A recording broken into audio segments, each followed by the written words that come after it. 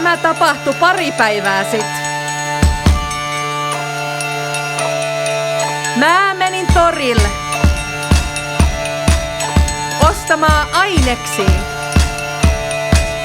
Kunnon kalakeittoa. Mut myyjä alkoi tyrkyttää.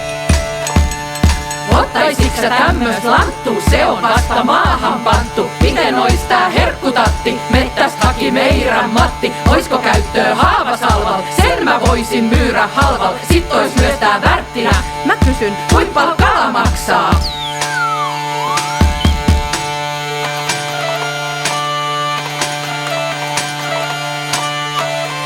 kuinka paljon kala maksaa?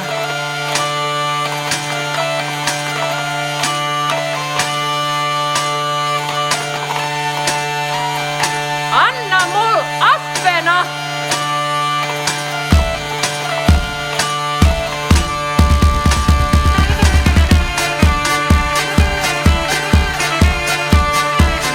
Kummal puol jokkeena kalat on ongittu?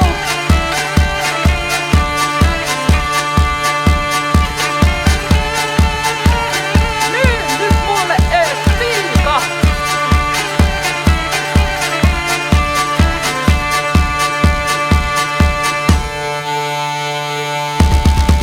Mä menin torille ostamaan aineksia. Siihen kalakeittoon.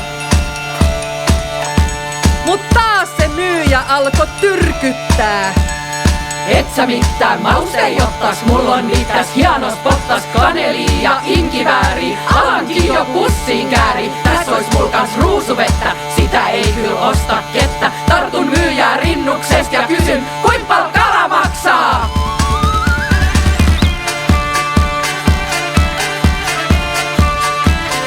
Kuinka paljon kala maksaa?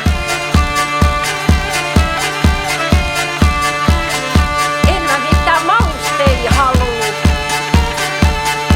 Myy mul nyt vaan se kala.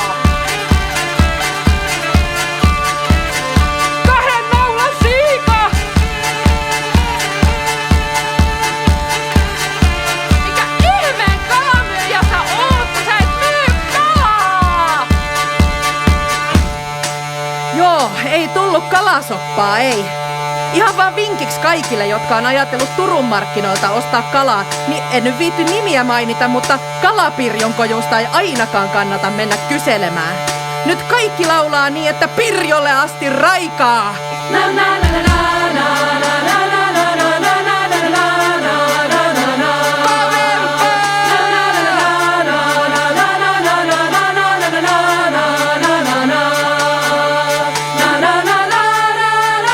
Ei sulla näit kaloi täs, jos et sä kerta niit myy!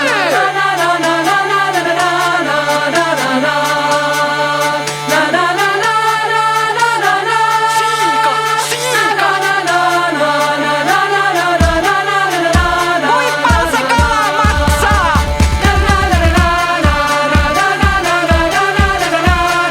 Ei tarvitse tyrkyttää!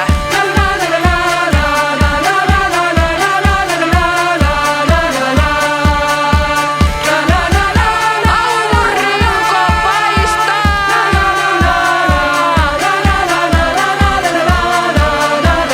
2 naulan siika! Siika! Siika!